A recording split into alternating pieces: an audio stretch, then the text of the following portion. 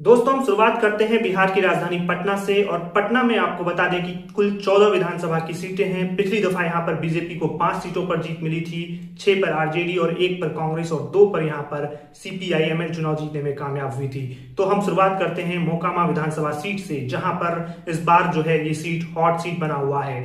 Anant Singh versus Veena Devi यहाँ पर चुनाव लड़ रही हैं। सूरजभान सिंह की पत्नी यहाँ पर चुनाव लड़ रही हैं, वीणा देवी। तो वहीं एनडीए से अनंत सिंह, तो जनसुराज से प्रियदर्शी पीयूष चुनाव लड़ रहे हैं। चुनाव के दौरान यहाँ पर हिंसा की भी खबरें जो है वो सामने आई थी। इस बार माना जा रहा है कि एक बार फिर अनंत सिंह यहाँ से चुनाव जीतने में कामयाब हो सकते हैं। मोकामा में अनंत सिंह यहाँ पर जीत रहे हैं। अब हम अगली सीट की बात करते हैं, बाढ़ में बीजेपी की तरफ से सियाराम सिंह चुनाव लड़ रहे हैं। तो वहीं आरजेडी की तरफ से कर्णवीर सिंह यादव चुनाव लड़ रहे हैं। तो वहीं जनसुराज की तरफ से महेश प्रसाद सिंह चुनाव लड़ रहे हैं। पिछली दफा ये सीट बीजेपी ने जीती थी और इस बार जो है ये सीट यहाँ पर आरजेडी जीत सकती है। अब बात करते हैं बख्तियारपुर विधानसभा क्षेत्र की। बख्तियारपुर में अरुण कुमार एलजेपीआर की तरफ से चुनाव लड़ रहे हैं। तो वहीं अनिरुद्ध कुमार आरजेडी की तरफ से चुनाव लड़ रहे हैं।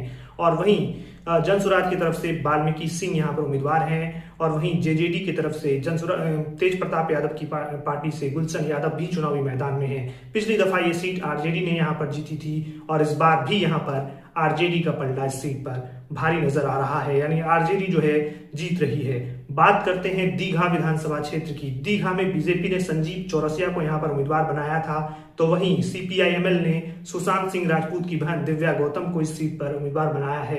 तो जनसुराज ने रितेश रंजन सिंह को यहाँ पर उम्मीदवार बनाया है। यहाँ पर बीजेपी की कैंडिडेट के खिलाफ जो है काफी विरोध जो है वो देखने को मिल रहा है। और माना जा रहा है कि इस सीट पर जनसुराज जो है वो कमाल कर सकती है। इस सीट पर जनसुराज जो है वो चुनाव जीत सकती है, यानी जनसुराज का जो है वो खाता यहाँ से खुलता हुआ दिखाई दे रहा है। बात करते हैं बांकीपुर विधानसभा सीट की। बांकीपुर जहां से नितिन नवीन पिछली कई बार से यहां से विधायक हैं। तो वहीं आरजेडी ने रेखा कुमारी को उम्मीदवार बनाया है।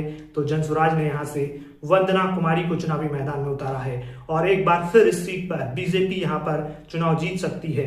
नितिन नवीन एक बार फिर यहां से चुनाव जीतते हुए दिखाई दे रहे हैं। बात अब हम चलते हैं कुम्हरार विधानसभा क्षेत्र की ओर। कुम्हरार में इस बार बीजेपी ने अपना उम्मीदवार बदल दिया है।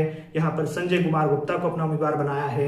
वहीं कांग्रेस की तरफ से इंद्र कुमार चंद्रवंशी चुनाव लड़ रहे हैं। तो जनसुराज के उम्मीदवार केसी सिन्हा, प्रोफेसर केसी सिन्हा यहाँ से उम्मीदवार हैं। और इस सीट पर भी बहुत बड़ा उलटफेर देखने को मिल रहा है। बीजेपी जो लगातार इस सीट पर जीतती रही है, बीजेपी का गढ़ माना जाता रहा है कुम्हरार विधानसभा क्षेत्र, और इस सीट पर यहाँ पर जनसुराज का पलड़ा इस बार भारी नजर आ रहा है। हम बात करते हैं अब अगले विधानसभा सीट की तरफ बढ़ते हैं, पटना साहिब। पटना साहिब में रत्नेश कुमार बीजेपी की तरफ से उम्मीदवार बने हैं। यहीं से नंदकिशोर यादव 7 बार के विधायक का जो टिकट है इस बार बीजेपी ने बदल दिया।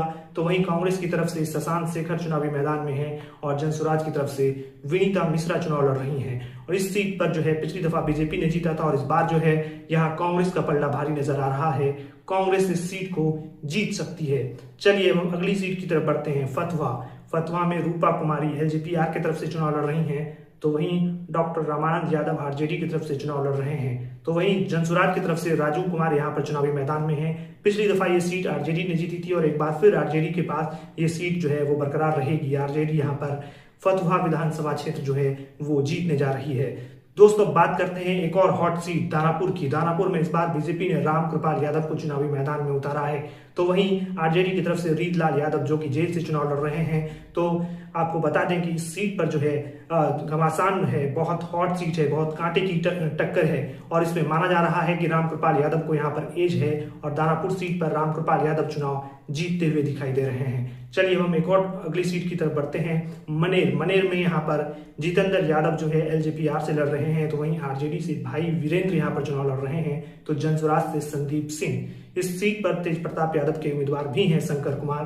पिछली दफा ये सीट आरजेडी ने जीती थी और इस बार भी यहाँ पर आरजेडी के भाई वीरेंद्र यहाँ पर इस सीट को जीतते हुए दिखाई दे रहे हैं। चलिए हम बात करते हैं फुलवारी विधानसभा क्षेत्र की। फुलवारी से इस बार श्याम रजक को जेडीयू ने अपना उम्मीदवार बनाया है। तो वहीं CPIML की तरफ से गोपाल रविदास इस सीट पर चुनाव लड़ रहे हैं, तो जनसुराज की तरफ से शशिकांत प्रसाद। पिछली बार ये सीट CPIML ने जीती थी, लेकिन इस बार यहाँ पर जदयू का पलड़ा भारी है। श्याम रजक यहाँ पर आगे चल रहे हैं, श्याम रजक इस सीट को जीत सकते हैं। बात करते हैं मसौड़ी विधानसभा क्षेत्र की। यहाँ से अरुण माझी जो है वो जेडीयू की तरफ से चुनाव लड़ रहे हैं, तो वहीं आरजेडी की तरफ से रेखा देवी चुनाव लड़ रही हैं और जनसुराज की तरफ से राजेश्वर माझी। तो वहीं बसपा के टिकट पर मनोज कुमार भी यहाँ पर चुनावी मैदान में है। पिछली दफा आरजेडी ने यह सीट जीती थी और एक बार फिर आरजेडी जो है इस सीट को अपने खाते में जो है वो बरकरार रख सकती है। आरजेडी इस सीट को जीत रही है। वहीं पालीगंज की बात करते हैं। पालीगंज में यहाँ पर लोजपा की तरफ से जो है LJPR की तरफ से सुनील कुमार उम्मीदवार बनाए गए हैं, तो वहीं संदीप सौरभ जो है CPIML की तरफ से उम्मीदवार हैं और जनसुराज की तरफ से श्याम नंदन शर्मा यहाँ पर उम्मीदवार हैं। पिछली दफा जो है CPIML ने इस सीट को जीता था और एक बार फिर CPIML इस सीट को यहाँ पर जीत सकती है। बात करते हैं हम अगले विधानसभा क्षेत्र की, विक्रम से बीजेपी ने इस बार सिद्धार्थ सौरभ को अपना उम्मीदवार बनाया है, जो कांग्रेस से बीजेपी में शामिल हुए हैं। तो वहीं कांग्रेस ने अनिल कुमार को इस बार अपना उम्मीदवार बनाया है।